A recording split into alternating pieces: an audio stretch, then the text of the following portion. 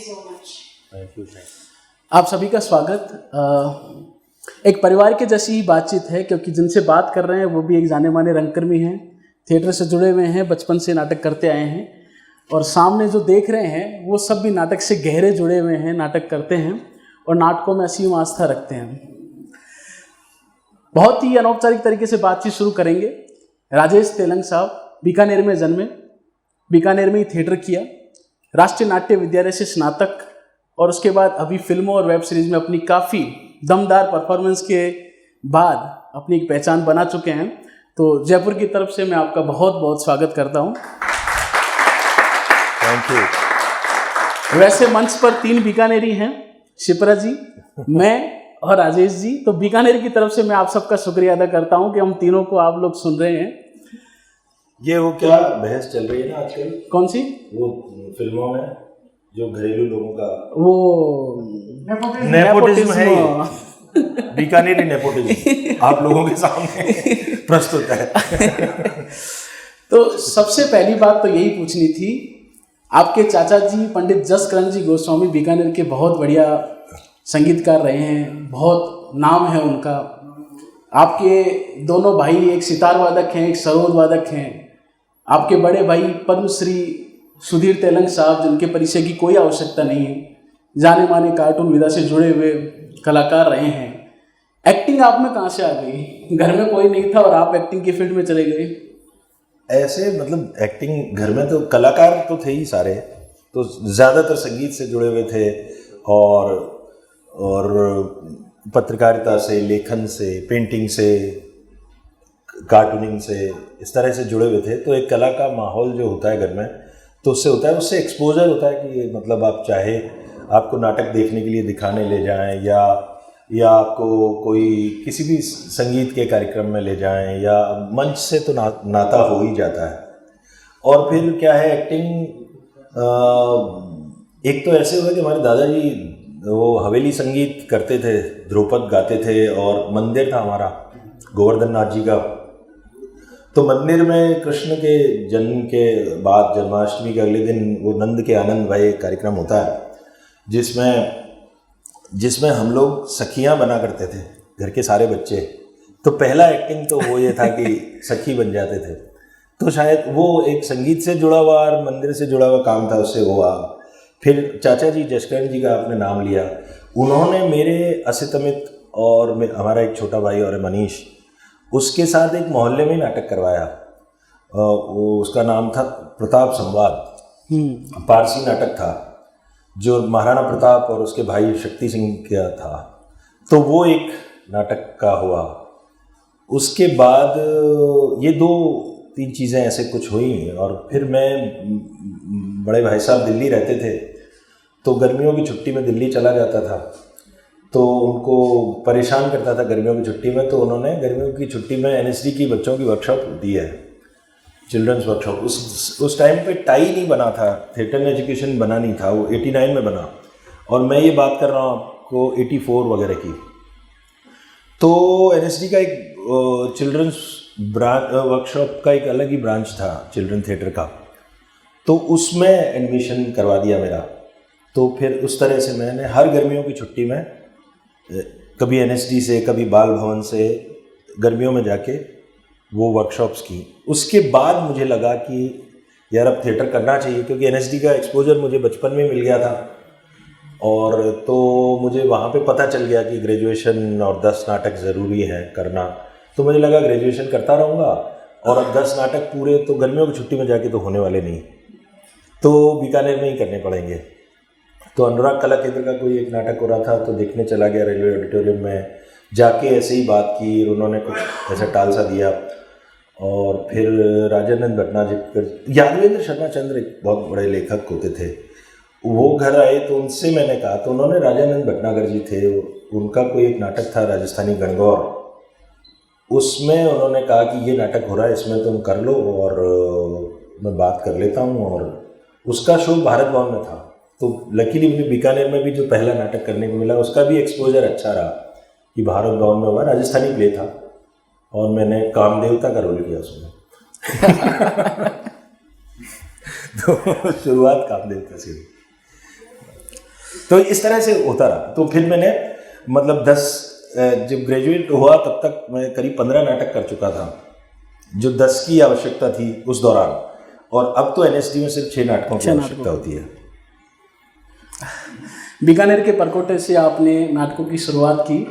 मैं भी बीकानेर के परकोटे से हूँ, और जो परकोटे में रहता है या जो स्थानीय लोग हैं जो जहाँ की संस्कृति से आए हुए हैं, उनमें एक कॉमन दिक्कत जो मेरे में भी है और बाकी सब में भी कहीं ना कहीं होगी, स और स की, जो मैं आज तक फंस जाता हूँ, और नुक्ता को लेके भी मेरी नुक्ताचीनी होती रहती है लगातार। हाँ। तो इस चंगुल से बाहर कब आए? क्या आपका ये प्रोनाउंसिएशन सही था शुरू से, या फिर ट्रेनिंग के दौरान इसको सुधारने का मौका मिला? थोड़ा ठीक था घर में साहित्य की वजह से, और मैं शुरुआती मेरी जो इच्छा थी, जो जागी थी, वो इच्छा ये जागी थी, नाटक तो करता रहूँगा लेकिन मुझे दूरदर्शन में न्यूज़ पढ़ना है, ये मन में इच्छा जागी थी।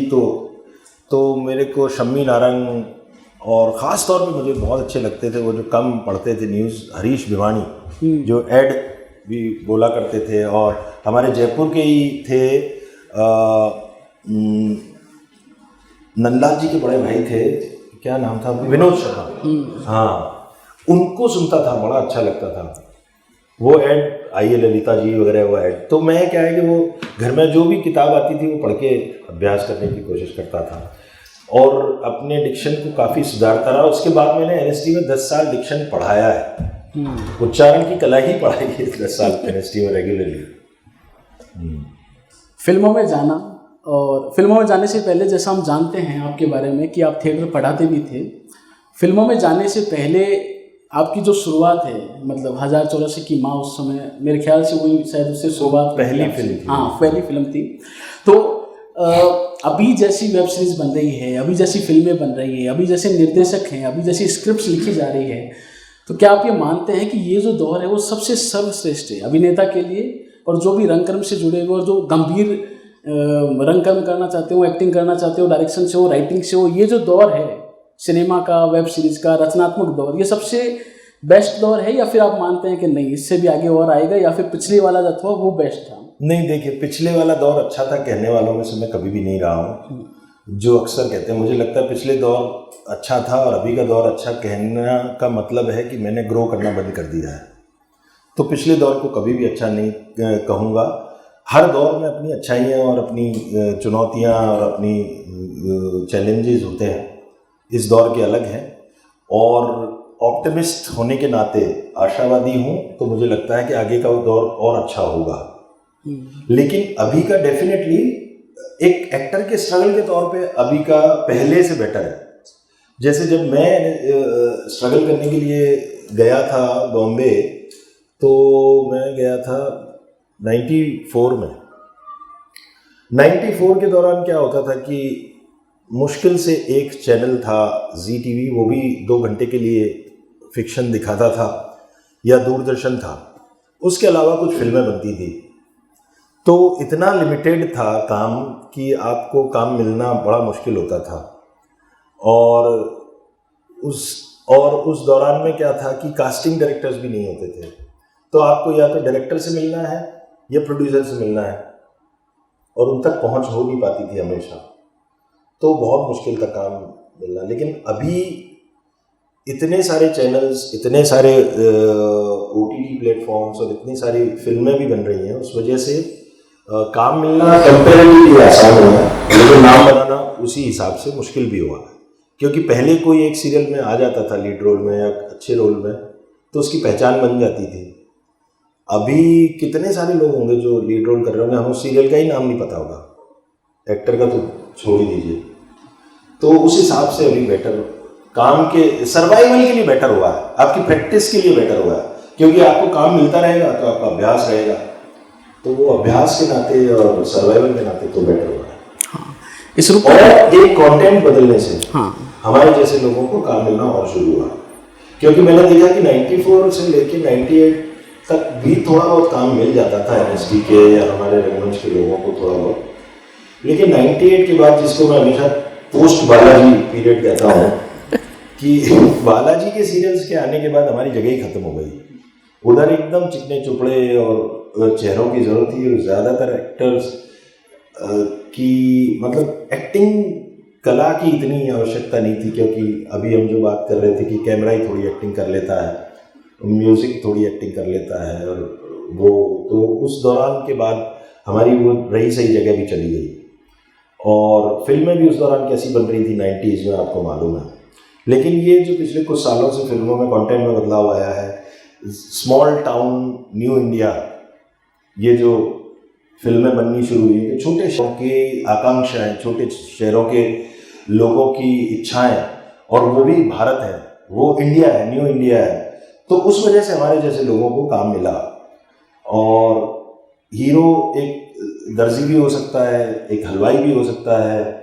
हीरो का बाप हेलीकॉप्टर नहीं उड़ाता है और सिंघानिया नहीं है ना, वो एक आम आदमी है जिसकी मिठाई की दुकान है। तो हमारे जैसे चेहरों की आवश्यकता पड़ने लगी। चूँकि पहले की आप फिल्में देखें तो अमीर अमीर अमीर अमीर सी कहानियाँ थी, और रियल लोकेशंस नहीं थी। सेट्स पे बॉम्बे पे होता था, सारी जेनरिक, आपको देख के पता चल जाएगा कि एक ये अच्छा ये सीन वहीं शूट हुआ है, इस फिल्म का वहीं सीन शूट हुआ है, वो है। अब रियल लोकेशन से नहीं, अब रियल लोकेशन में अगर आप शूट कर रहे हैं तो चेहरे भी तो रियल चाहिए ना, उसमें जेल ही नहीं करेंगे वो चेहरे।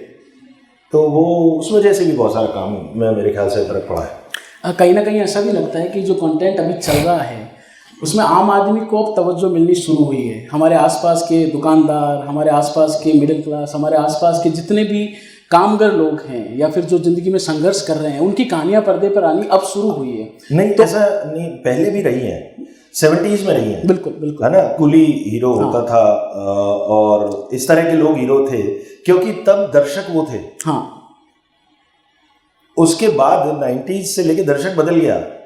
एक आप जो कुली रिक्शा चलाने वाला हीरो होते थे 70 के दशक में, और जो हमारा समाजवाद भी शायद समाप्ति के कगार पे था, तो अब अफोर्ड नहीं कर सकता आम आदमी पिक्चर हॉल में जाके देखना।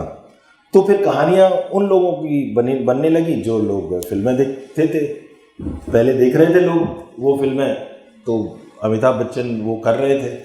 हाँ, पर उस दौरान भी लेकिन अभी वो वापस एक अलग रूप से आया, क्योंकि मध्यम वर्गीय लोगों की खरीद फरोख्त की ताकत बढ़ी, थोड़ी सी ताकत भी बढ़ी है उस वजह से। और जो 70s में जो मिडिल वर्ग दिखाया गया था, उसका संघर्ष दिखाया गया, तो कहीं ना कहीं लार्जर देन लाइफ होता ही था। वो आपका हीरो बन के आपके सामने आता था। पर अभी का जो कंटेंट चल रहा है उसमें जो जैसा है उसको वैसा दिखाया जा रहा है, और इसको दिखाने से जो कैरेक्टर आर्टिस्ट है वो कितना मजबूत हुआ है। और आप जैसे एक्टर जितने भी हैं मजबूत एक्टर, उन कैरेक्टर एक्टर को अब मेन रूप में जो दिखाने का जो चला है सिलसिला, उसके ऊपर मैं आपसे पूछना चाह रहा था कि जो कैरेक्टर आर्टिस्ट अब जो हाईलाइट हो रहे हैं, दिल्ली क्राइम आपकी वेब सीरीज आई थी, उसमें आपका जो रोल था एक्चुअल में मेरे ख्याल से इतना एक्सप्रेसिव नहीं है, वो बहुत ज़्यादा वाला।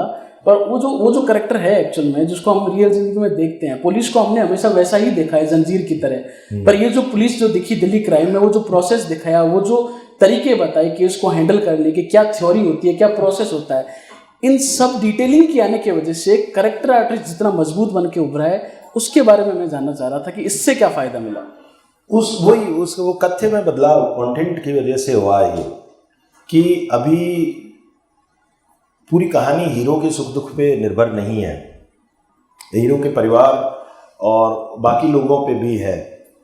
एक तो ये, दूसरा OTT प्लेटफॉर्म्स में ख़ास तौर पे जो फॉर्मेट ऐसा है ना, फिल्म देखिए 2 घंटे की, 2.5 घंटे की, अधिक से अधिक या 1.25 घंटे की होगी, उसमें कहानी हीरो के इर्द गिर्द घुमाना बहुत आवश्यक है, बाकी को कहानी आगे बढ़ाने के लिए एक डिवाइस की तरह है।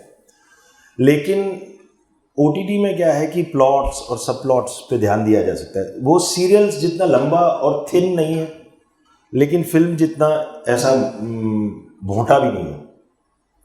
तो उस वजह से जो बाकी चरित्र हैं, जो सब टेक्स्ट है, जो सब प्लॉट्स हैं, सब टेक्स्ट नहीं, सब प्लॉट्स हैं जो सारे, उनको भी क्या कहना, एक्सप्लोर करने का मौका मिलता है। तो जो बाकी चरित्र हैं उनमें अगर आप उनकी ज़िंदगी में दखलंदाजी कर रहे हो, देख रहे हो, तो फिर उनके सुख दुख भी बताने पड़ेंगे, वो चरित्र अच्छे से लिखे जाने पड़ेंगे। और लोग, मेन जो प्रोटैगनिस्ट है, उसके अलावा बाकी लोगों की कहानियाँ भी सुनना चाहते हैं, वो भी हुक्स बनाती हैं कहानी में, है ना, पकड़ के रखने के लिए। तो उस वजह से भी वो भी हुआ है, OTT की वजह से भी हुआ है ख़ास तौर पे। और वो फॉर्मेट जो 8-10 घंटे का फॉर्मेट है, वो सीरियल जितना ऐसा फैला हुआ नहीं है, ऐसा पतला नहीं है, और फिल्म जितना उसमें मजबूरियाँ नहीं है कि एक ही झटके में सारी बात कह दो और बाकी जगह मत जाओ। बिल्कुल सही कहा आपने, बिल्कुल। हर अभिनेता की अपनी तैयारी होती है, कुछ बहुत कैजुअल होते हैं, कुछ बड़े मेथड एक्टर होते हैं। सबकी तैयारियां हमने सुनी हुई है कि वो अपने कैरेक्टर को प्रिपेयर करने के लिए किस तरह का तैयारी और किस तरह का वो मेहनत करता है। आपकी तैयारी क्या रहती है किसी कैरेक्टर को लेके? फीलिंग्स पे ज़्यादा ध्यान रहता है, थॉट पे ध्यान रहता है, या फिर पास्ट एक्सपीरियंस है वो आपके कहीं ना कहीं जहन में चल रहे होते हैं? नहीं, ये सभी चीज़ें होती हैं। और ये मतलब जो आपने दो शब्दों का इस्तेमाल किया पहले कि कैजुअल एक्टर और मेथड एक्टर, जैसे कोई दो, मैं नहीं मानता कि इस तरह के दो एक्टर्स होते हैं। सभी एक्टर मेथड एक्टर होते हैं, हर एक का अपना मेथड होता है और अपना मेथड डेवलप करना पड़ता है उसको। ऐसा नहीं है कि कोई जो मेथड, सो कॉल्ड मेथड है, जो अमेरिका में पैदा हुआ मेथड एक्टिंग, वो मेथड एक्टिंग ना फॉलो करता हो, लेकिन मैं अपनी मेथड तो फॉलो करता हूँ, या आप अपना मेथड तो फॉलो कर ही रहे हैं ना, तो आप भी मेथड एक्टर हैं, आपने अपना मेथड है, उसमें कहीं से कुछ लिया, कहीं से कुछ लिया, कहीं से कुछ, जो आपके लिए वर्क करता है वो आपका मेथड है। और आपको अपना मेथड ढूंढना ही पड़ता है, क्योंकि एक मेथड तो कभी भी काम नहीं करता, कोई पूरी दवाई तो एक किसी में नहीं है। एक तो ये, और दूसरा, हाँ, मैं पर्सनली बहुत दफ़ा बोलता हूँ, हम आमतौर पे अभिनेता क्या ऐसा करते हैं जैसे कि हम भावनाओं के पुतले हैं और भावनाओं पे बहुत ज़्यादा ध्यान देते हैं। मुझे ऐसा लगता है कि हमें भावनाओं पे इतना ध्यान नहीं देना चाहिए। मैंने ये प्रयास किया है कि मैं जो चरित्र महसूस कर रहा है वो कभी सोचने की कोशिश नहीं करता, या उसको फोर फ्रंट पे नहीं रखता हूँ एटलीस्ट। और फोर फ्रंट पे हमेशा मैं ये रखता हूँ कि वो क्या सोच रहा है, उसकी थिंकिंग पैटर्न क्या है, उसका मेंटल फैब्रिक पकड़ने की कोशिश करता हूँ, उसका इमोशनल फैब्रिक पकड़ने की बजाय। और मुझे लगता है कि थॉट्स जनरेट इमोशंस, थॉट से इमोशन बनता है। और आपको, अगर आपके विचार सही हैं, वो चरित्र उस वक्त क्या सोच रहा है, अगर आप अच्छे से पकड़ पाते हैं, तो आपको राइट डिग्री ऑफ इमोशन मिलेगा, ना वो कम लगेगा ना वो ज़्यादा लगेगा। तो मेजर मेरी अप्रोच है ये। बाकी सब लोगों की जैसे अप्रोच होती है कि यार आप एक कैरेक्टर करते हैं तो उसका बैकग्राउंड बनाते हैं, उसकी बैकग्राउंड हिस्ट्री बनाते हैं, और पूरा जो आप एक ग्राफ बनाते हैं और उसका क्या क्या चीज़ों से वो गुजरता है, और ये सारी चीज़ें, इंटरपर्सनल रिलेशनशिप्स पे आप वर्क करते हैं, जो आपके बाकी चरित्र हैं, और वो उसका क्या दिनचर्या है आप बनाने की कोशिश करते हैं, वो क्या प्रोफेशन है, वो आप उसके बारे में जानने की कोशिश करते हैं। क्योंकि एक व्यक्ति अपनी ज़िंदगी का आधा हिस्सा तो प्रोफेशन का काम करते हुए गुजार देता है। तो किसी भी चरित्र को आप निभाते हैं और उसके प्रोफेशन को ठीक से नहीं समझते, तो उस चरित्र का आधा जीवन आपने छोड़ दिया। क्योंकि हम अपने प्रोफेशन से ही हमारा काफ़ी चरित्र बनता है। तो वो भी कोशिश करता हूँ कि अगर उस प्रोफेशन का, कोई किसी प्रोफेशन का कैरेक्टर कर रहा हूँ, तो उसके प्रोफेशन के बारे में उसकी डिटेलिंग, उसकी नेटिग्रिटीज जानना, और अगर उसके लिए कोई स्किल एक्वायर करनी है तो वो करना। राजेश तेलंग हमेशा सिनेमा में संजीदा ही क्यों रहते हैं? क्या हम कभी उनको लाइट कैरेक्टर करते हुए देखेंगे, कॉमेडी करते हुए? अब मुक्केबाज में एक नहीं, लेकिन मैंने एक फिल्म की है अभी, अगर आप लोग देखना चाहें तो ZEE5 पे वो फिल्म है, उसका नाम है कॉमेडी कपल। हाँ, उसमें मैंने पहली दफ़ा एक कॉमेडी की है। मतलब वो जॉनर वैसी है।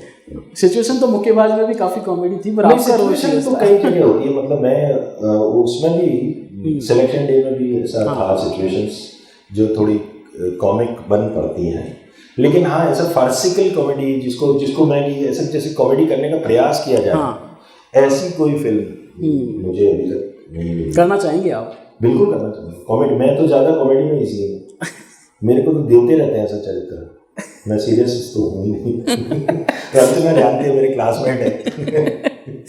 हम लोग इनको पता है। और मैंने कितने कॉमेडी किए थे पूरे NST के दौरान, हमेशा कॉमेडी करता है ना। नए रंगकर्मी बैठे हैं, वो उस प्रोसेस में हैं, मतलब सीखने के, जानने के।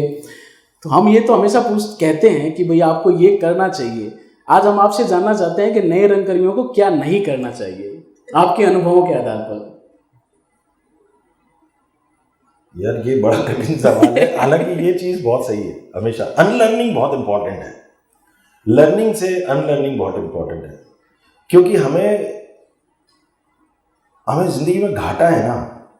हमें क्या नहीं आता है उससे कम होता है, हमें क्या गलत आता है उससे बहुत ज़्यादा होता है, हमने क्या गलत अवधारणाएं पाल ली हैं उससे बहुत होता है। तो अनलर्निंग तो बहुत ज़रूरी है। एक तो ये कहना चाहूँगा। दूसरा, मेरे को ये लगता है कि यार हमें हमारी राह हमेशा ऐसी होनी चाहिए कि मैं काम सीखना चाहता हूँ। काम सीखने की राह में आप रहेंगे तो काम आपको उसके रास्ते में मिल जाएगा, और अगर आप काम पाने की राह में रहेंगे तो शायद सीखना छूट जाएगा और काम भी मिलने की गारंटी नहीं है। हाँ, तो ये थोड़ी आदर्शवादी सी बात लग रही है लेकिन है, मतलब कोशिश ये करें। हाँ, मतलब मैं भी कोशिश ही करता हूँ, कोई ऐसा नहीं है कि कामयाब हो जाते हैं। हम लोग एम कर सकते हैं ना परफेक्शन का, परफेक्ट तो कभी हो नहीं पाते, तो एम एटलीस्ट क्या कर सकते हैं वो।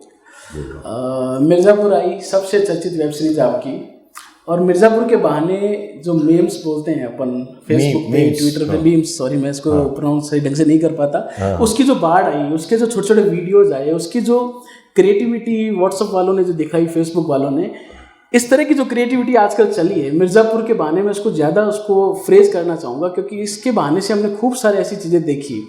आपके भी काफ़ी मीम्स चले थे खूब सारे एक्चुअल में। तो ये जो इस तरह से जो चल रहा है आजकल, तो इससे कहीं ना कहीं किसी एक्टर को इस्टेब्लिश होने में, आगे बढ़ने में कहीं ना कहीं मदद करता है कि वो पीछे ले जाता है? नहीं, मदद करता है। अगर आपके ऊपर ज्यादा मीम्स बनते हैं मतलब आप पॉपुलर हो, मतलब चर्चा हो। इसका सीधा मीम्स मतलब directly proportionate to your popularity. तो मीम्स आपके ज्यादा बन रहे हैं, आपकी ज्यादा बना रहे हैं, इसका मतलब अच्छा है, ये वो कॉम्प्लीमेंट है आपका। आपको अभिनेता के तौर पे सारे लोग जानते हैं, पर बहुत कम लोगों को पता होगा, या जिनको जो आपको जानते हैं उनको पता है कि आप कार्टून विधा से भी काफ़ी जुड़े हुए थे एक टाइम में। बचपन वो होना ही है एक्चुअली में, क्योंकि सुधीर तनंग साहब क्या भाई साहब हैं। कविताएं खूब लिखी जा रही है इन दिनों में, और सुना है कि आपकी कविताओं की किताब भी आने वाली है। कविताएं मतलब मैं लिखता रहता हूँ, सदियों से लिखता रहा हूँ। पहला प्यार हुआ था जब से लिख रहा हूँ, 17 साल की उम्र में। ये पता नहीं था, वरना इसके ऊपर सवाल आना चाहिए था। 17 साल की उम्र में पहला प्यार, 17 साल में पहला तो प्यार तो मेरा और पहले हो गया था। कविता 17 साल में हुई। तो प्यार तो मैं जब मेरे ख्याल से 10 साल का था तब हो गया था। तो ये दोनों तरह के प्यार जो थे, एक तो मैं 5th में पढ़ता था, वो 4th में पढ़ती थी, उस समय प्यार हो गया। हाँ। तो उससे फायदा हुआ कि कैसे, मतलब मैं आज हर चीज को वैसे लेने लग गया आजकल कि इसको फायदा मिलता है कि नुकसान होता है। नहीं, फायदा घाटा प्यार में देखने चलोगे क्या यार, प्यार करना बंद करो।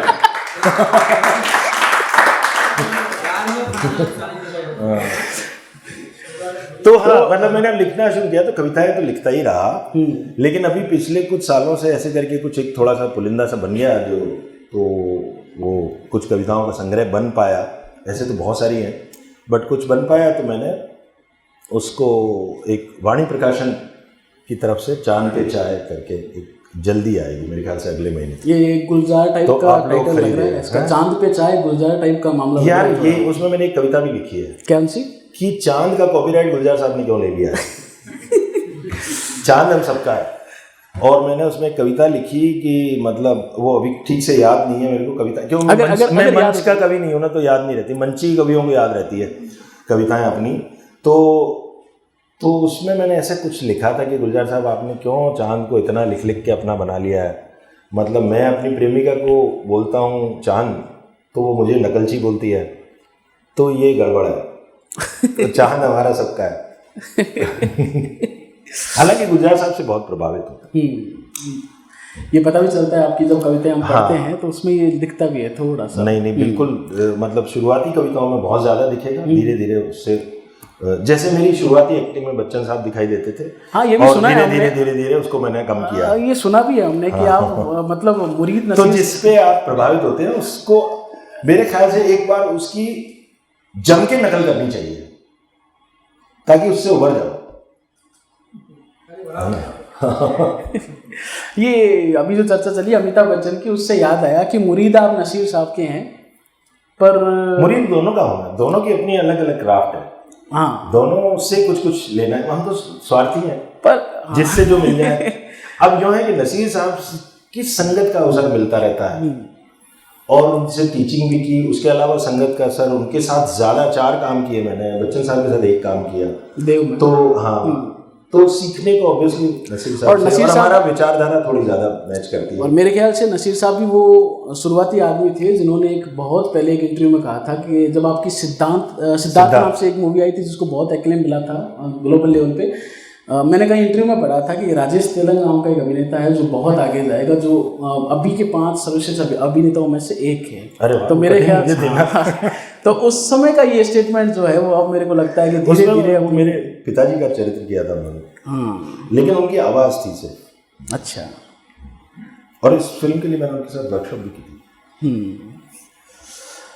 दर्शकों में से बहुत सारे लोग सवाल पूछना चाह रहे होंगे, तो मैं आप लोगों के लिए मंच स्वतंत्र है, आप लोग कुछ भी सवाल पूछ सकते हैं। मेरा नाम साहब पारिक है। क्या रंगमंच पे कंटेंट वाइज किस तरह से रंगमंच ग्रो करे, क्या आपके पास कोई फिल्मों में जैसा बदलाव आया है, क्या वो रंगमंच में के कंटेंट में वो बदलाव देखने को मिल रहा है कि नहीं मिल रहा, वो सवाल सही है। यहाँ की अपनी सीमाएं हैं। हाँ, देखिए, थैंक यू। मैं क्योंकि इतने बड़े बड़े रंगमंच के दिग्गज यहाँ पे बैठे हुए हैं, मेरा सवाल मेरा Thank you, बोलना इतना थोड़ा सा मैं संभल के ही बोलूँगा ना, मेरे बहुत सीनियर लोग बैठे हुए हैं रंगमंच के, तो आप स्वयं मेरे से बहुत सीनियर हैं।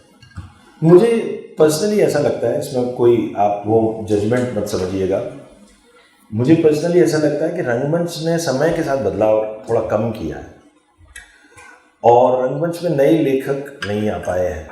हम लोग बार बार पुराने क्लासिक्स ही करते रहते हैं और वही क्लासिक्स 70 के दशक में लिखे गए थे या और उससे भी पहले के, तो नए लेखकों का नहीं होना और बदलाव वक्त के साथ ऑडियंस के जुड़ाव के साथ नहीं होना, उस वजह से, और रंगमंच ने एक और थोड़ा सा बीड़ा सा ले रखा है समाज सुधार का, तो वो थोड़ा सा रोकता है रंगमंच के तथ्य को खोलने में।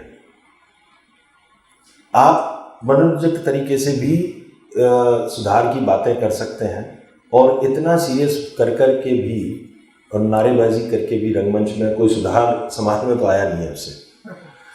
तो मेरे ख्याल से एक बीच का ऐसा कोई रास्ता होना चाहिए, थोड़ा हमें फ्लेक्सिबल होने की ज़रूरत है, ऐसा मेरा मानना है। हमें थोड़ी सी लचीलापन लाना पड़ेगा हमारे रंगमंच के कथ्य में, हमारी सोच में, और रंगमंच हमेशा से आश्रित रहा है सरकारी चीज़ों का, या मतलब किसी भी तरह से, जैसे कलाएं पहले जजमान के पास पड़ी रहीं, वैसे रंगमंच सरकारी जजमान के पास रहा है। उससे निकलना पड़ेगा हमें, ग्रांट्स का मोह छोड़ के खुद कुछ तरह से रास्ता बनाना पड़ेगा, उसके लिए कथ्य बदलना पड़ेगा, तो होगा, मेरा ये विचार है। अब कहीं ना कहीं ऐसा लगता है कि रंगकर्म जो है वो सबसे संस्कारी बच्चा बन के रह गया है, मतलब उसका जो नहीं संस्कारी बच्चा नहीं, ऐसा संस्कारी नहीं है, बच्चे से वो मतलब फिर ये वाला अप्रोच है नहीं, ना, उसके ऊपर कि हम अपने आप को पेडेस्टल पे रखते हैं ना ऊपर, हम संस्कारी है, बाकी सब नहीं, थोड़े वो नीचे गए, ये इससे भी निकलना पड़ेगा। यही मैं कहना चाह रहा था कि कुछ ना कुछ इसके ऊपर जिम्मेदारियां एक्स्ट्रा लाद दी गई है एक्चुअल में, उसको मतलब हमने लाद रखी है, आइडल वे में प्रेजेंट करने के लिए हमने लाद रखी है, किसी ने नहीं लाद रखी है, उतार दो, कोई नहीं रोक रहा। शुरुआत करेंगे नए लड़के जो आ रहे हैं थिएटर में। जी सर, बिल्कुल सर। मेरा प्रश्न 2 है, आपस में मिले जुले से है कि एक एक्टर को एक्टर बनने के लिए ट्रेनिंग की कितनी बड़ी भूमिका है, स्कूलिंग की कितनी बड़ी भूमिका है। जी, इसी से जुड़ा हुआ प्रश्न ये कि आपका एमएसडी एक है जो एस्टेब्लिश संस्थान है, लेकिन वहाँ पूरे देश से या पूरे एशिया से करीब 20 लोग लिए जाते हैं, अभी 20 लिए जाते हैं, हाँ कुछ सालों से, तो हमारे 26-26,000 बाकी रह जाते हैं। हाँ। तो उनके लिए आप ऐसी क्या कुछ टिप्स दे सकते हैं कि जिनको ये सौभाग्य नहीं मिलता कि वो ट्रेनिंग ले पाएँ, तो अपना होमवर्क कैसे करेंगे, अपनी ट्रेनिंग खुद सेल्फ कैसे कर सकते हैं अपने ऊपर ट्रेनिंग करने के लिए, इस तरह की प्रोसेस उनको गुजरना चाहिए, क्या तरीका उनको अपनाना चाहिए? देखिए, आपने जो पहले प्रश्न किया, मुझे यह लगता है कि हर अभिनेता एक ट्रेनिंग से गुजरता ही है, वो चाहे संस्थान की ट्रेनिंग हो चाहे और अनौपचारिक ट्रेनिंग हो, बिना ट्रेनिंग के तो कुछ भी नहीं है। हर कोई ट्रेंड एक्टर है, मेरा ये मानना है कि किसी ने संस्थान में ट्रेनिंग ली है, किसी ने अलग अलग लोगों के पास जाके ट्रेनिंग ली है, या किसी एक ही गुरु के साथ रह के ट्रेनिंग ली है, एक ही संस्था में ट्रेनिंग ली है। लेकिन अनट्रेंड एक्टर कोई भी नहीं है। कोई एक्टर है तो वो ट्रेंड ही है, पहला तो ये। दूसरा ये कि हाँ, राष्ट्रीय नाट्य विद्यालय या और बहुत सारे हमारे यूनिवर्सिटीज़ में जो हैं, यहाँ हमारे राजस्थान यूनिवर्सिटी में हैं और भी बाकी जगह हैं, उनमें भी ट्रेनिंग होती है और भी है। तो यही है ट्रेनिंग का फ़ायदा। मुझे सिर्फ इतना सा लगता है कि देखिए, मैं अगर ऐसे इमेच्योर थिएटर कर रहा होता बाहर, तो 3 सालों में इतने सारे नाटक और इतने सारे दिग्गज निर्देशकों और टीचरों के साथ मैं काम नहीं कर पाता, है ना। वी कारंत से लेके राम गोपाल बजाज साहब से लेके मोहन उप्रेती साहब से लेके BM शाह से लेके यू नेम इट, जो सारे लेजेंड्स थे, उन सब के साथ 3 साल में काम करने का सौभाग्य मिल गया। वो एक सिर्फ और NSD की वजह से ही मिल सकता था।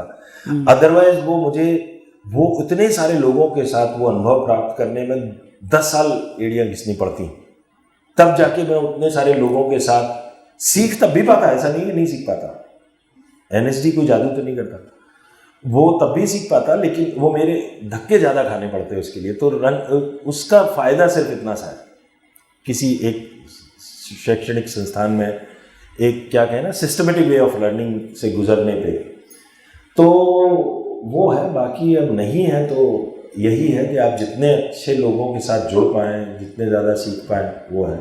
और स्वयं तो कैसे कर सकते हैं, ये तो एक ग्रुप की कला है, ग्रुप है, ग्रुप आर्ट है ना। तो आप अकेले तो क्या अभ्यास कर पाएंगे।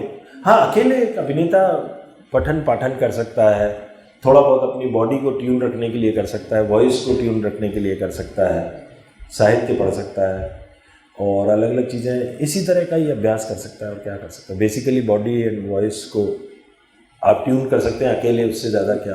अपने इंस्ट्रूमेंट हमारा जो है उसको आप थोड़ा साफ सुथरा करके इसके तारों को मिलाएं, सापा सही करें उसका। राजेश भाई, बहुत अच्छा लग रहा है कि आप हमारे शहर में आए हैं। नाटक से तो मेरा कोई संबंध नहीं रहा है, मैं विगत 40 सालों से क्रिकेट कमेंट्री अवश्य कर रहा हूँ, लेकिन नाटकों का शौक रहा है। मैंने बहुत नाटक देखे हैं। आजकल एक तरह से OTT प्लेटफॉर्म या जो कहते हैं वेब सीरीज का एक दौर चला है, जिसमें आपने बताया कि बहुत से कलाकारों को अवसर भी मिले हैं, लेकिन जो कंटेंट के बारे में आजकल विरोध होने लगा है और जिस पर सेंसरशिप लादने की या सेंसरशिप उन पर लागू करने का एक जो विचार आया है, क्या आप मानते हैं कि इस तरह की सेंसरशिप होनी चाहिए इस तरह की वेब सीरीज पर? तो ये बोलते हुए थोड़ी सी सावधानी बरतते हुए ये कहूँगा कि सेंसरशिप आइसोलेशन में नहीं होनी चाहिए। सेंसरशिप होनी चाहिए तो फिर हर चीज़ में होनी चाहिए। खाली आप एक विधा पे सेंसरशिप लगा दें, बाकी सारी विधाएं खुला नाच रही हैं, ऐसा तो नहीं होना चाहिए। और टेलीविज़न पे देखिए अब सेंसरशिप नहीं है। और क्या आपको लगता है OTT में, चलिए मान लीजिए कि थोड़ा सा आपको कहीं पे गालियां सुनाई दे जाएंगी या कहीं नग्नता दिखाई देगी, लेकिन उससे ज़्यादा नुकसान क्या टेलीविज़न सीरियल्स नहीं करते, जो हमारे अंधविश्वास और स्त्री का ऐसा चित्रण करते हैं कि वो बिल्कुल घर में ही बैठे रहने वाली, सजी धजी रहने वाली एक चीज़ है। वो समाज का उससे अधिक नुकसान कर रहा है।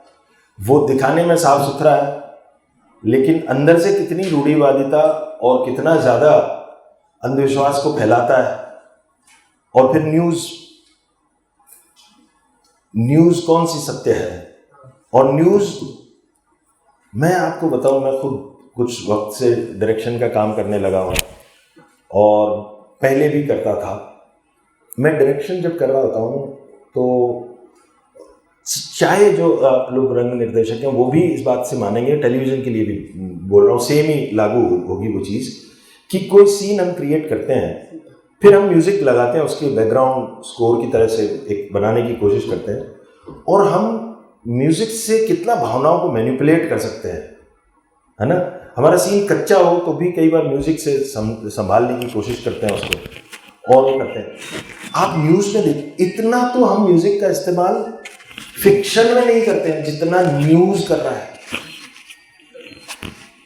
जितना ज़्यादा म्यूज़िक का इस्तेमाल आपको किसी भी विधा में दिखाई दे, इसका मतलब यह है कि वो आपको उतना ही ज़्यादा मैनिपुलेट करने की कोशिश कर रहा है। तो न्यूज़ में तो म्यूज़िक होना ही नहीं चाहिए सर। कितना धड़ा धड़ा धड़ा धड़ा धड़ा धड़ा धड़ा, वो क्या टेलीविजन सीरियल चल रहा है क्या? आप सत्य बता रहे हो, सत्य में कौन सा संगीत होता है? सत्य ऐसा वाला, तो उस पे भी होना चाहिए। आपकी एक क्लिप एडिट होके चलेगी शाम को 3 बार ऐसे जिप जिप करते हुए। ये मत चलवाना कहीं बाहर के दिन ना।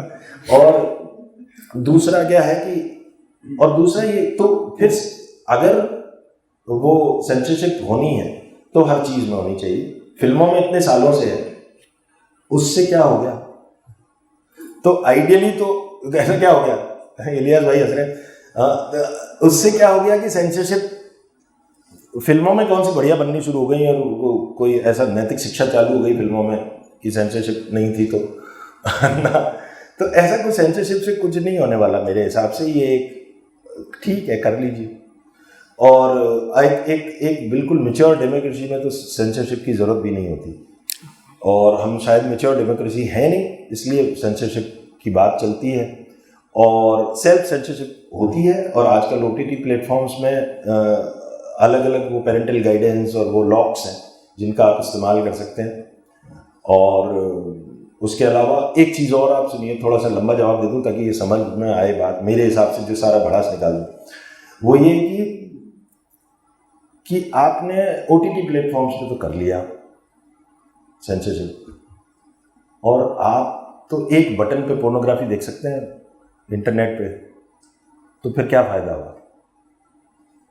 सारे बच्चे तो 1 मिनट में सब कुछ देख सकते हैं, तो सेंसरशिप नहीं कर सकेंगे, आप जीत ही नहीं पाएंगे सेंसरशिप से। आप शिक्षा पे काम करिए यार, आप डंडे पे क्यों काम कर रहे हैं? शिक्षा पे काम करिए, बच्चों में ये समझ विकसित कीजिए कि वो क्या देखें क्या ना देखें, उनको चूज करने की शिक्षा होनी चाहिए। और सेंसरशिप हर एक में अलग अलग होती है। जैसे एक, चलिए माना सिनेमा एक कम्युनिटी व्यूइंग है जिसमें एक ग्रुप होकर जाके देखता है, समाज के हर तबके के लोग, हर उम्र के लोग बैठ के एक साथ देखते हैं, तो उसकी सेंसरशिप के प्रावधान अलग होने चाहिए। एक टेलीविज़न है जो हम पूरी फैमिली साथ में बैठ के देखती है, उसके प्रावधान अलग होने चाहिए। एक ये है कि हम OTT प्लेटफॉर्म में जो सोलो व्यूइंग है, आप अकेले बैठ के देख रहे हो, उसके प्रावधान अलग होने चाहिए। तो वो ब्लैंकेट सेंसरशिप नहीं हो सकती। तो इसमें बहुत सोच विचार की ज़रूरत है मेरे हिसाब से। ये सीधा सेंसर लगा दिया वो नहीं है। मैं ये कहीं कतई ये कहने की कोशिश नहीं कर रहा हूँ कि सारे जो कंटेंट मेकर्स हैं वो बहुत रिस्पॉन्सिबली बिहेव कर रहे हैं, मैं ये नहीं कह रहा हूँ, इसका मतलब ये नहीं। तो कहीं ना कहीं इसका नुकसान ये देखने को मिलता है कि मोबाइल के थ्रू आजकल केवल एक प्लेटफॉर्म नहीं है आपके हाथ में OTT का, पर वो जो चीज़ें जो चल रही होती है फिर वो कहीं ना कहीं घूम फिर के आपको फेसबुक, यूट्यूब, इंस्टाग्राम सब पे वो घूम फिर के वो चीज़ें देखने को मिलती है। तो आप कहाँ कहाँ सेंसरशिप करेंगे, ये एक सबसे बड़ा इशू है। संभव ही नहीं है ना, संभव नहीं है वो सेंसरशिप संभव नहीं है। और एक ये होता है कि एक चीज़ चलती है कंटेंट के सहारे, जिसमें वो चीज़ दिखानी बहुत ज़रूरी होती है, और एक होती है कि वो चीज़ केवल इसीलिए दिखाई जा रही है क्योंकि उनका उद्देश्य, उनका ध्येय केवल वही है। तो इन दो चीज़ों में डिफाइन करना भी बहुत ज़रूरी है कि हम क्या पेश कर रहे हैं और पेश करने का हमारा उद्देश्य क्या है। मेरे ख्याल से ये तो हर एक पे डिपेंड करेगा ना, वो सबके लिए डिसाइड कैसे कर सकते हो आप। मैं एक हमेशा कहता हूँ कि शिक्षा के लिए 2 चीज़ें बहुत ज़रूरी है। सबसे पहली वो ये है कि इंफॉर्मेशन और उसकी प्रोसेस करना क्या, मतलब खाली इंफॉर्मेशन शिक्षा नहीं है, उसका प्रोसेस करना सिखाएं बच्चों को हम, कि कोई भी, क्योंकि इंफॉर्मेशन आपके फिंगर टिप्स पे है 1000 तरह की प्रोसेस। अब गूगल खोलो किसी भी बात पे तो 50 पन्ने खुले, हमें मालूम है ना कि कौन सा सही है कौन सा नहीं है, ये तो हमें डिसाइड करना है। ये वाला डिसाइड करने का समझ होनी चाहिए। गूगल को कैसे रोक लोगे आप? वो तो 1000 दिखाएगा उस पर रिजल्ट। हाँ इसके बाद में मतलब तो काफी मतलब है जैसे सेलिब्रिटी वो रंगमंच नहीं करते, उनको समय नहीं मिलता, उनकी इच्छा नहीं होती, या पैसा कम है रंगमंच में इसलिए रंगमंच नहीं करते। ये मेरा अंतिम सवाल था जो सबका- पहले आ गया। सबका मिला जुला रूप है इसका। और आपने सर लास्ट थिएटर कब किया था? मैंने 3-4 साल, उसके बाद मुझे वक्त नहीं मिला वक्त और बहुत कर लिया यार। अब मेरे को क्या मतलब शहीद करना चाहते हो क्या? और क्यों कोई शहीद हो? ये फिर वही वाली बात है कि वो पेडेस्टल है ना, विक्रमादित्य के टीले पे बैठ जाए हम कि रंगमंच ही सबसे बेहतर है, और वो है, मेरे को नहीं लगता, सॉरी, मेरे को बुरा लग सकता है, लेकिन रंगमंच जब वक्त मिलता है करते हैं यार, प्यार है। लेकिन अगर कोई बीच बीच में सब लोग करते रहते हैं, ऐसा नहीं है। बहुत सारे लोग हैं जो आपको दिखाई नहीं देते रंगमंच करते हैं। और रंगमंच सिर्फ एक्टिंग से नहीं करते ना, मैं राइटिंग का काम करता रहता हूँ रंगमंच में, और सारा काम करता रहता हूँ, टीचिंग करता रहता हूँ। तो रंगमंच का मतलब सिर्फ अभिनय ही करूँ नहीं है, रंगमंच से जुड़ा हूँ। बहुत सारे लोग हैं जिन्होंने अभिनय नहीं किया लेकिन रंगमंच कर रहे हैं, वो इतने सालों से रंगकर्मी कहलाते हैं। मैंने अभिनय कर लिया इसलिए अब मैं अभिनय ही करूँगा तो रंगकर्मी रहूँ, ये नहीं है। उसके बाद भी मैं NSD में पढ़ाया, मैंने NSD में मैंने मतलब जो रंगमंच में वीडियो का इस्तेमाल होता है वो हुआ, अलग अलग किस्म की क्लासेस लेता रहता हूँ, एक्टर्स को ट्रेन करता हूँ उसके लिए, तो वो भी तो रंगमंच ही कर रहा हूँ ना। तो ऐसा नहीं है कि मैं सिर्फ एक्टिंग ही करूँ रंगमंच पे तो ही रंगमंच कहलाएगा, फिर तो रंगमंच में आधे लोग बाहर हो जाएंगे, वो रंगकर्मी नहीं कहलाएंगे। ओ, कहीं ना कहीं ऐसा ना, कोई कारपेंटरी का काम कर रहा है वो भी रंगकर्मी है यार, उतना ही बड़ा जितना बड़ा एक अभिनेता रंगकर्मी है। हाँ ये सच है दोस्त कि जब एक काम जब चलने लगता है तो मतलब जाहिर सी बात है, प्रैक्टिकल सी बात है, उसको ये हमें एक दोस्त के नाते, एक सहकर्मी के नाते, ये हमें प्यार से उसे छूट दे देनी चाहिए कि कर ले यार, तेरे को काम मिल रहा है, कर ले भाई, फिर पता नहीं कब गाड़ी खत्म हो जाए, कर ले जितना करना है। तो इसी से जुड़ा हुआ एक सवाल नजर आ रहा है कि क्या ऐसा नहीं हो गया कि हम रंगकर्मी जो केवल नाटक करते हैं, मतलब जिनकी नाटकों में आस्था है और इस मंच से ही प्यार है, कहीं ना कहीं मतलब फिल्मों को बहुत ही हेय दृष्टि से देखना और एक उसके बारे में धारणा कायम रख चुके हैं। ये क्यों है मतलब वो देखना आप लोग बताइए ना, आप सब लोग रंगकर्मी करते हैं, साथ में नौकरी भी करते हैं भाई, करते हैं, हम लोग सिर्फ एक्टिंग करते हैं, ये बड़ी बात है। समझ रहे हैं आप? तो आप अपने आप को खाली रंगकर्मी बोल रहे हो, दिन भर आप नौकरी करके आ रहे हैं, तो मैं क्या करूं? हैं?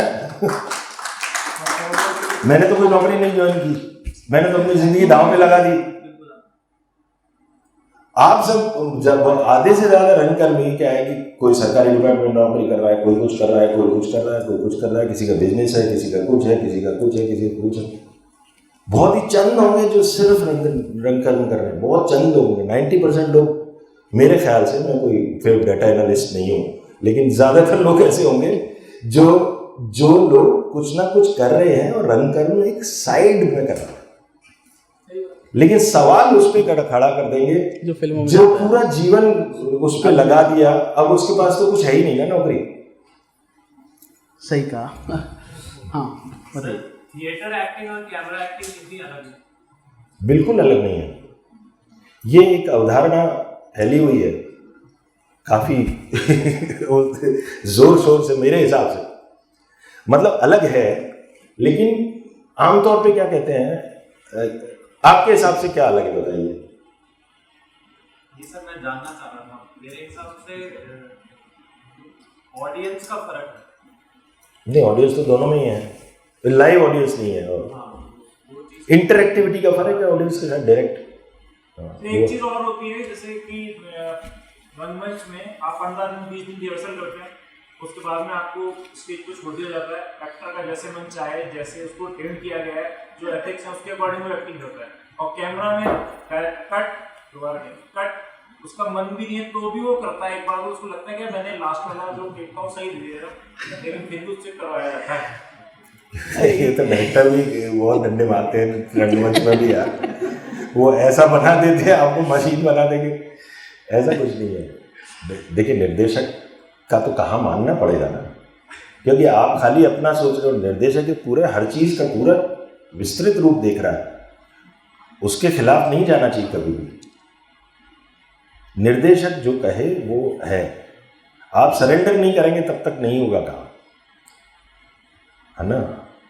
अब नहीं बन पाए कई बार चीज़ तो नहीं बन पाती, लेकिन आपका काम निर्देशक का पालन करना है। हम निर्देशक के निर्देशन में ही काम करेंगे ना, तो वो नहीं है। मैं तो रंगमंच और उसकी एक्टिंग का आमतौर पे लोग ये कहते हैं ना कि ये सटल है और वो थोड़ी एग्जेजरेटेड है, मोटे तौर पे यही बात करते हैं ना एक्टिंग में।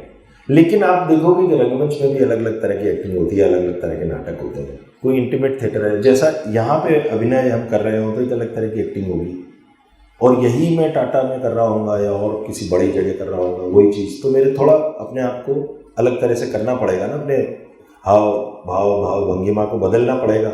इससे भी छोटी जगह है तो और सटल होकर काम चल जाएगा। और फिल्मों में भी अलग अलग तरह की फिल्में बनती है ना।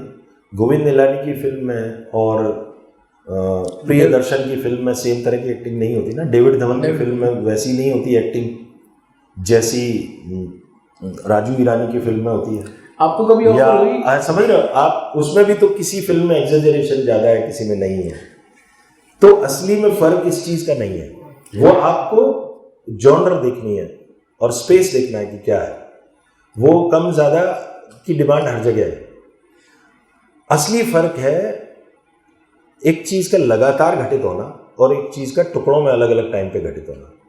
अभिनेता की क्राफ्ट में फ़र्क वो लाता है कि मैं रंगमंच में एक ऑर्गेनिकली पूरा एक साथ पूरा चरित्र और उसकी यात्रा का निर्वहन करता हूँ, और उसमें मुझे कोई सा भी हिस्सा उठा के इधर उधर से करना होता है और उनको जोड़ना है मुझे, और उनके कोने बिल्कुल करेक्ट छोड़ने हैं कि कहीं से भी वो कोना बिल्कुल वापस मिले। तो ये जो मेरी समझ विकसित करनी पड़ती है और अपने आप को कंट्रोल पैदा करना पड़ता है, अलग अलग टुकड़ों को जोड़ के एक क्रम में बना देना। जिसको अगर आप साइंस के स्टूडेंट हैं या अभी थोड़ा कंप्यूटर जानते हैं तो उसको इस एनालॉजी से कहना चाहूँगा कि एक एनालॉग है और एक डिजिटल है। डिजिटल में इंफॉर्मेशन कहीं पे भी इधर उधर से उधर हो सकती है, बाद में प्रोसेस करके एक साथ आएगी, और एनालॉग में उसको क्रोनोलॉजिकली होना पड़ेगा। तो थिएटर एक्टिंग एनालॉग है और वो एक्टिंग डिजिटल है, आप ये मान लीजिए। इसका मतलब ये नहीं है कि उसमें कोई भावनाओं का अभाव है। डेविड धवन का नाम आया बीच में, कभी ऐसी मसाला फिल्म ऑफर हुई तो करेंगे आप? बिल्कुल करूँगा, मैंने एक आध की भी है, और कमांडो 3 वगैरह कुछ जैसे। हाँ, कमांडो 3 में भर भर के कुछ एक्टिंग करनी होती, थोड़ी उसकी अलग तरह की ना। हाँ, छोटी सी बात में भी हर चीज़ में ड्रामा बनाना होता है ना। हाँ, रंगमंच की बात करें या आप ओटीटी प्लेटफॉर्म की बात करें या आप जो आपकी फिल्म एक्टिंग होती है उसकी बात करें, आपको इन तीनों में से करने में सबसे ज्यादा मजा किसमें? मुझे तीनों में ही डर लगता है, क्योंकि एक्टिंग करते हुए हमेशा डरता हूँ, अभी भी डरता हूँ मैं। मुझे हमेशा यह लगता है कि मुझे नहीं आता, हमेशा ऐसा लगता है जैसे पहली बार। तो ऐसा मज़ा नहीं है, वो मज़ा करते करते आता है। पहले ये डिसाइड नहीं कर सकता कि यार इसमें मज़ा आता है कि नहीं आता है। मेरे को तीनों में ही आता है। हाँ, ये है कि एक्सप्लोर करने का मौका शायद ओटीटी में ज़्यादा मिलता है, क्योंकि वो चरित्र थोड़े ज़्यादा बेहतर तरीके से लिखे होते हैं उस फॉर्म की वजह से। क्यों? बिकॉज जिस तरह से वो ओटीटी का वो है ना स्ट्रक्चर ऑफ स्टोरी है, नैरेटिव का, नरेशन का स्ट्रक्चर जो है वो शायद ज़्यादा एक्टर को सहायक होता है। ज़्यादा टाइम नहीं हुआ तो मेरे भी कुछ एम है, जैसे मुझे एक्टर बनना है, लेकिन मैंने सोचा है कि मैं एनएसडी के थ्रू एक्टिंग में जाऊँ। तो सर उस चीज़ के लिए मुझे अगर टिप्स दे पाते तो? अगर एक तो ये कि आप एक्टर हो और एक्टिंग में जाओ मत, ऑलरेडी हो तो जाने की क्या जरूरत है। तो आप यही रहो, करते रहो। एनएसडी रास्ते में मिल गया तो अच्छी बात है, लेकिन आपकी एक्टिंग की यात्रा एनएसडी के भरोसे नहीं होनी चाहिए, है ना। कि यो नहीं कि एनएसडी के थ्रू एक्टिंग में जाओ। एक्टिंग में तो पहले ही आओ यार, एक्टिंग में आओगे तो एनएसडी जाओगे। तो वहां से नहीं है। मेरे ख्याल से एक्टिंग की यात्रा सीखने की यात्रा है। वी कारण साहब हमारे टीचर थे, वो बहुत अच्छी बात बोलते थे कि सिद्धि के पीछे भागो, प्रसिद्धि अपने आप मिलेगी। प्रसिद्धि के पीछे भागोगे तो सिद्धि नहीं मिलेगी। तो सिद्धि पे लगे रहो कि यार सिद्ध करना है मुझे, जो करना है वो कहीं पे भी, जहां पे भी मिले। वो एनएसडी एक बहाना हो सकता है भर, ये मानना है। आप पूछिए। सर मेरा नाम महेंद्र शर्मा है। जैसा कि मैं सुनता आया हूँ सर, जैसे सीरियल्स होते हैं उसमें बोलते हैं कि आप थिएटर कलाकार हो, आपकी बॉडी बनावट भी अलग हो जाती है थिएटर करते करते, आपकी आवाज़ भी ऐसी हो जाती है कि जब कैमरा पास में होता है तो माइक पे आपकी आवाज़ और भी ज़्यादा तेज हो जाती है। तो थिएटर वालों को काम मतलब क्यों नाक बनाने लगते थे यार, थिएटर से पता नहीं क्या खिचड़ी पका देगा, क्योंकि वो खुला हुआ होता है। खुला हुआ नहीं होता, फैला हुआ होता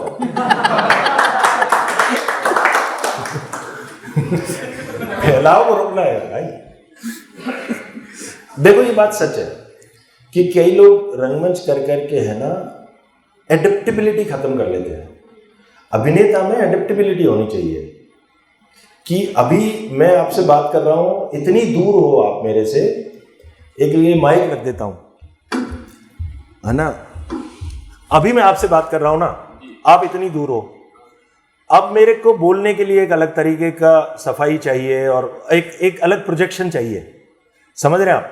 और इस प्रोजेक्शन की वजह से मेरे हाथों में बदलाव आया। आपने देखा जब मैं माइक के साथ बोल रहा था तब मेरे हाथ इतने नहीं हिल रहे थे जितने अभी हिल रहे हैं। उसका कारण है कि आप मेरे से दूर हैं और उस दूरी की वजह से ये हो रहा है। और माइक के होने की वजह से आप मेरे करीब हो गए। अब मेरे जेस्चर पोस्चर अपने आप देखेंगे कि छोटे हो गए, समझ रहे हैं। तो आप जब फिल्म में एक्टिंग कर रहे होते हैं तो आप अगर आप ये सोच के एक्टिंग कर रहे हैं कि ऑडियंस इतनी दूर बैठी है, तब तो आपकी एक्टिंग वैसी ही रहेगी ना। लेकिन उस वक्त तो आपकी ऑडियंस इतनी पास है, कैमरा जितनी दूर है उतनी पास है आपकी ऑडियंस है, तो आपको इतना करने की जरूरत नहीं है। समझ रहे हैं, उस आदत से मुक्ति पानी है। जी सर, लेकिन सर ये भी होता है ना कि आसपास जो उनकी टीम वाले खड़े हुए होते हैं तो वहाँ पे कानाफूसी होना शुरू हो जाती है थिएटर से ही। तो कोई तो तारीफ करता है यार थिएटर से तो बहुत अच्छी एक्टिंग करेगा, तो यार थिएटर वाला तो यहाँ पे कैसा होता है, ऐसी भी बातें सुनने में मिलती है। तो वो एक्टिंग करता है तो दिमाग, तो एक तो यार एक्टर के तौर पे तो वो जो कानाफूसी करने वाले वो तो एग्जिस्ट ही नहीं करते आपके पास ना। आप तो चरित्र में हो तो आपको सुनाई नहीं देना चाहिए।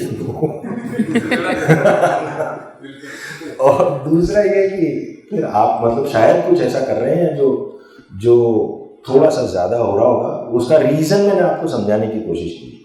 आप आमतौर पे देखिए ना, अगर ये बात आप और मैं नवल से बात कर रहा हूँ ना, यही बात अगर मैं नवल से करने लगूँ तो हमारा सारा जेस्चर पोस्चर कम हो गए ना, और वही बात मैं आपसे कर रहा हूँ तो अलग हो रहे हैं।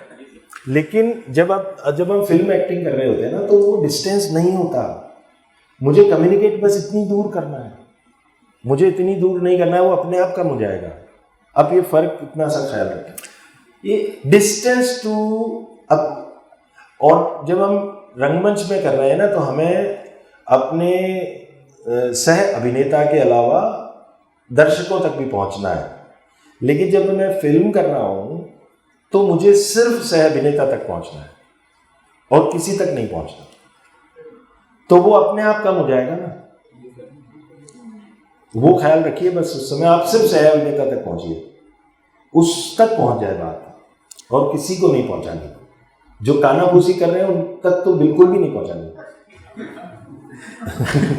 अच्छा, एक डबिंग का कितना रोल रहा एक्टिंग को निखारने में? क्योंकि अभी मेरे कुछ दोस्त जो काम कर रहे हैं फिल्मों में, वेब सीरीज में, से थोड़ी बहुत बात होती है, उनका ये कहना था कि अब ऐसा फॉर्मेट आ गया है कि स्क्रीन पे वो कहते हैं कि आप मेहनत कम लगो और एक बार डायलॉग बोल दो, फिर जब डबिंग होती है तब उसमें फीलिंग और स्पीच नहीं, अभी डबिंग होती ही नहीं। 99% में सिंग साउंड से हो रही है, डबिंग होती ही नहीं। ये पुराना विचार है, जब डबिंग में देख लेंगे वाली बात, डबिंग में देख लेंगे वाला, हाँ, अभी नहीं है ये। अभी वहीं देखना है, अभी यहीं देखना है, वहीं पूरी विनय कीजिए। 99% टाइम सिंग साउंड ही होती है। टेक्निकली कोई लोचा हो जाए तो डबिंग होती है, और या फिर कोई सीन ही ऐसा है। अब जैसे मेरे नहाने का सीन है मान लो, है ना, तो माइक कहाँ लगेगा, है ना, तो कुछ ऐसी जो टेक्निकल प्रॉब्लम है या तुम्हें कपड़े ही फाड़ दें, तुम्हारे धक्का मुक्की का है, या कोई अनकंट्रोल्ड सिचुएशन में आप शूटिंग कर रहे हैं कि आप रोड में कर रहे हैं और सबको चुप नहीं करा सकते ना, तो उसमें ही डबिंग होगी, अदरवाइज नहीं। आप पूछ रहे सर। अगर हम लोग 4-5 प्ले एक साथ कर रहे हैं और वो रोल सारे ट्रेजिक हो, उस समय दिमाग बहुत ऐसा हो जाता है, उस समय दिमाग को शांत कैसे करें? इतना ट्रेजिक करो ही मत ना दिमाग को मतलब इतना क्यों हावी होने दे रहे हो उसको अपने पहले तो ये पूछना चाहिए एक साथ 4-5 ट्रेजिक रोल कर कैसे रहे? ये तो अच्छी बात है। एक तो सबसे पहले तो आपको शुभकामनाएं, क्योंकि इतना काम मिल रहा है आपको, और तो फिर आप एक तो सेम तरह के चरित्र क्यों स्वीकार करते हो? अलग अलग करो 5। अच्छा, वो मेरी वाली प्रॉब्लम है यार, सेम टू यू। तो नहीं, लेकिन ये मेरे ख्याल से सारे अभिनेता ये बात बोलते होंगे ना, ये अक्सर सवाल आता है ना कि आप चरित्र में घुस जाते हैं तो उससे निकलने में कितना टाइम लगता है, और ऐसा वाली बात है ना ये बेसिकली। तो ना पूरा ऐसा हो जाता है, उलझ के पता नहीं क्या हो जाएगा, रातों को डायलॉग चल जाते हैं, सीन चल जाता है, युद्ध चल रहा है, कपड़ा वाला पता नहीं क्या। हाँ, वो अब 4-5 आपने, ये थोड़ा मुश्किल है, मतलब एक प्ले वाले का जवाब दे सकता हूँ मैं 5 वाले का नहीं दे पाऊंगा मैंने कभी नहीं की 5 प्ले एक साथ, मेरे से हुई नहीं या मेरे को लिया नहीं किसी। तो हाँ, मतलब कई बार ये बोलते हैं ना कि आपके अंदर चरित्र इतना हावी हो जाता है कि उससे निकलने में टाइम लगता है। वो हो सकता है कभी कभार, लेकिन उससे निकल जाना चाहिए हमें, क्योंकि एक चरित्र से दूसरे चरित्र की यात्रा करनी है। उसको इतना मत अपना जीवन का हिस्सा बना लो कि वो उसी में जीने उठने बैठने आपकी चाल ढाल हो जाए, आवाज़ ही बदल जाए। और बहुत सारे अभिनेता देखे होंगे ना जिनका जो कैरेक्टर हिट हो जाता है ना, वो वैसे ही हो जाते हैं कि एक बार एक चरित्र हिट हो गया, अब वो जिंदगी भर तुगलक ही हो गया। वो विलोम भी तुगलक की तरह कर रहा है, नुक्ते लगा लगा के रंग में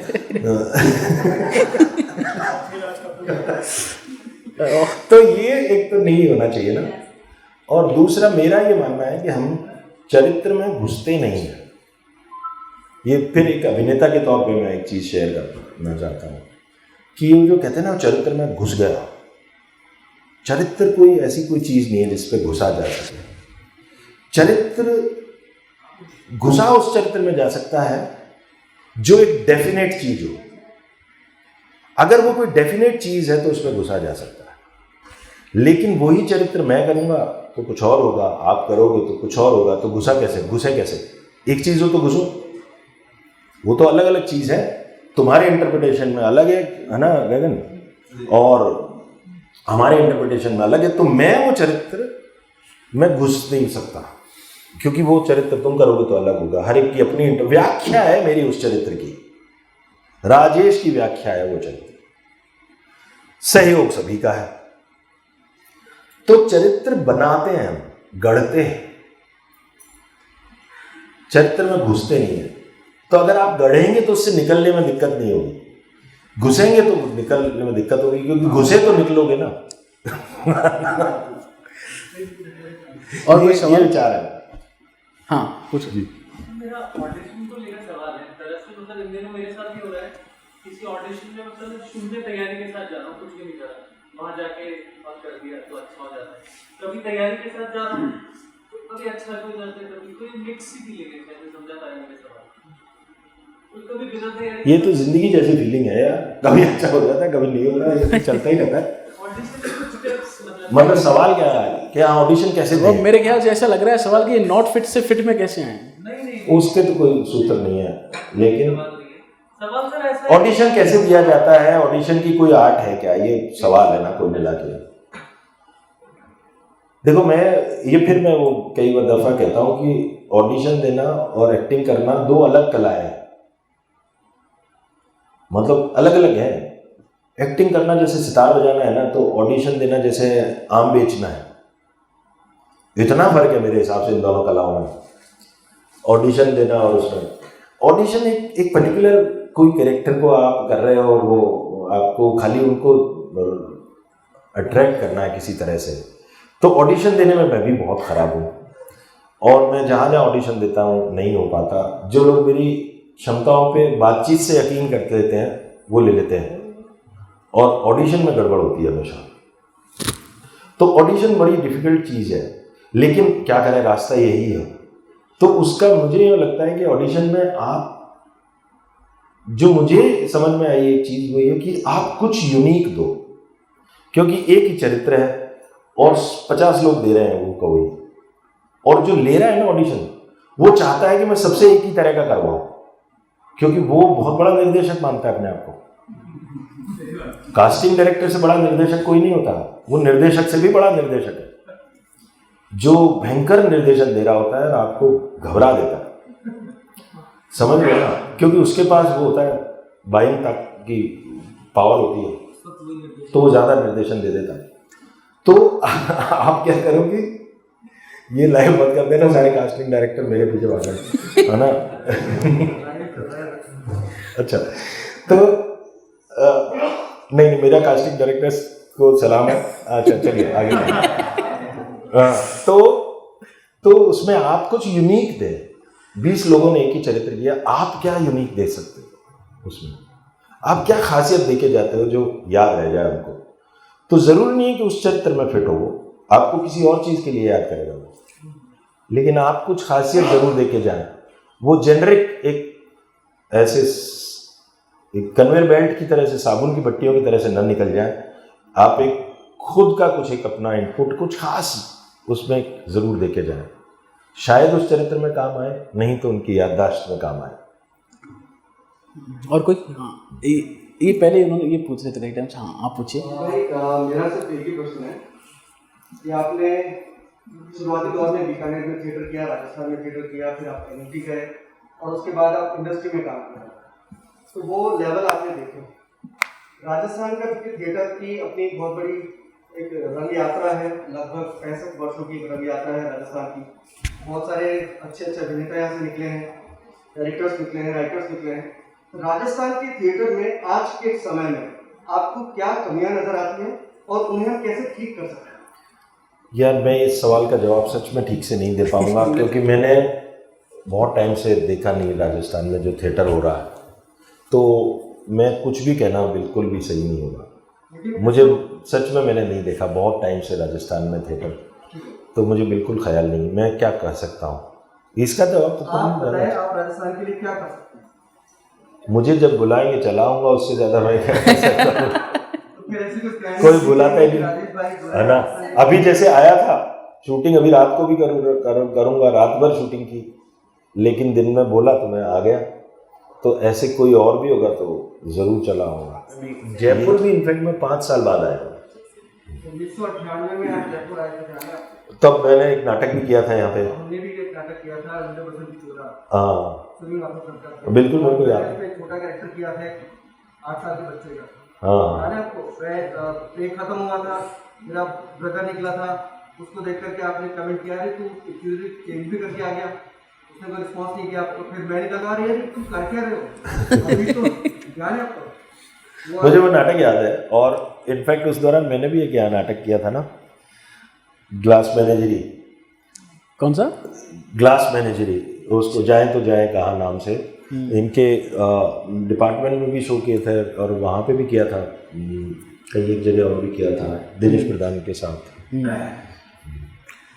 राजेश भाई, राजस्थान के थिएटर में और दिलीप भाई भी थे उसमें, दिलीप भट्ट कहाँ, अरे गुरुजी कट्ठे बैठे हो।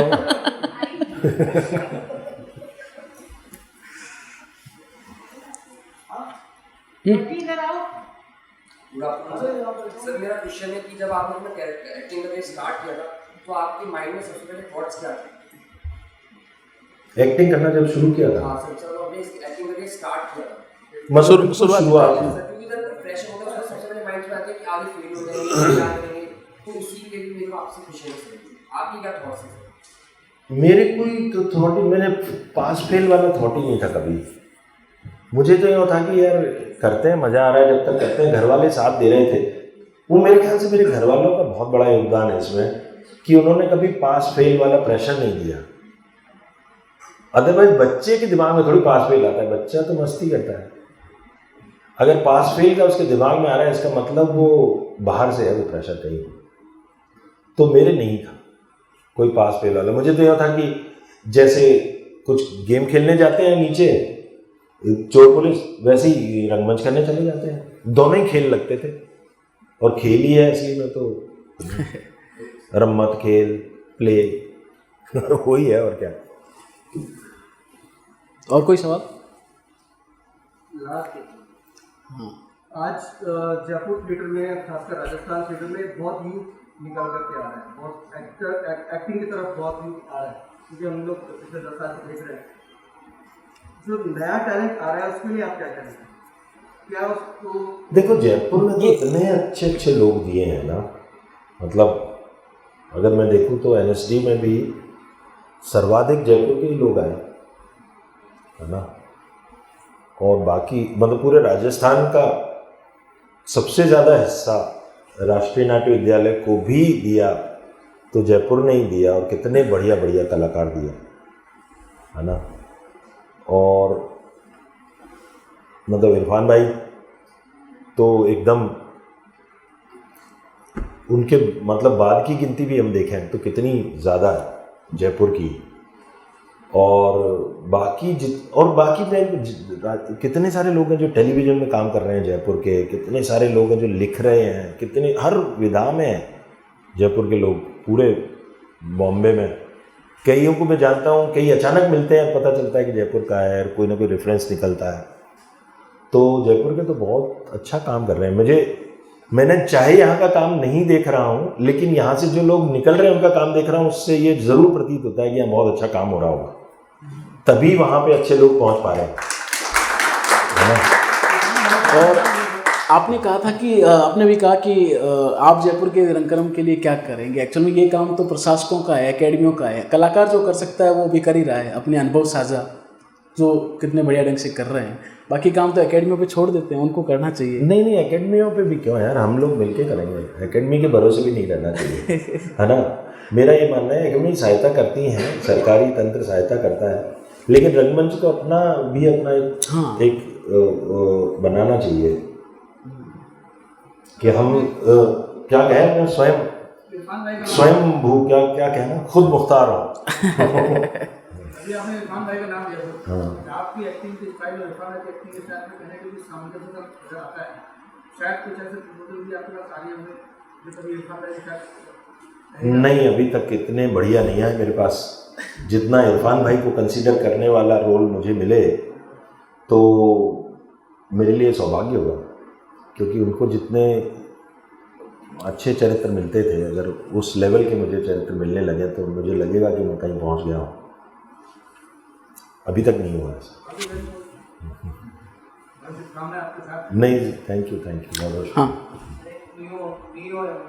ज़्यादातर कुछ नहीं, ये धंधा है। अभी तुम सोचो कि मैंने फल की रेहड़ी लगा रखी है, ठीक है, कोई आता है, ये संतरे कैसे दिए, मैं ते कि यार ऐसे हैं, अच्छे हैं, वैसे हाँ वहाँ के होंगे, नहीं ठीक है, तो चले गए। तो जो बेचते कितने लोग, ऐसा सब्जी वाला बैठा हुआ अगर बुरा मानने लगे कि 25 आंटियां निकल चुकी हैं अभी बिना देखे, खाली उठा के देख के चली गई है, तो वो तो रोने लग जाएगा। तो ऑडिशन देना तो ऐसे है कि कोई आंटी आके मेरी सब्जी के ठेले में देख के गई कि अच्छा नहीं चाहिए, बस मेरी सब्जी थोड़ी खराब है, कोई और खरीदेगा, इतना सही, उसको इतना दिल से क्यों लगा रहे हो। लेकिन ये है कि ठेला लगा के बैठा रहना है। 2 आंटियां निकल गई बुरी सब्जी कह के, ठेला उठा के मत चल देना, फिर वो खरीदने वाली आंटी कभी नहीं आएगी।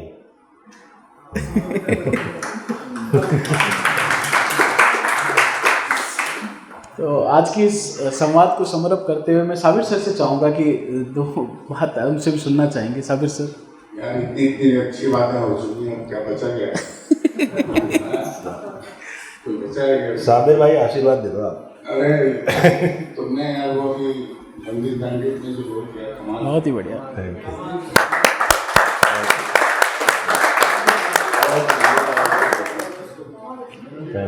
मैंने वो जंगली बैंडिट वाला शो कमाल।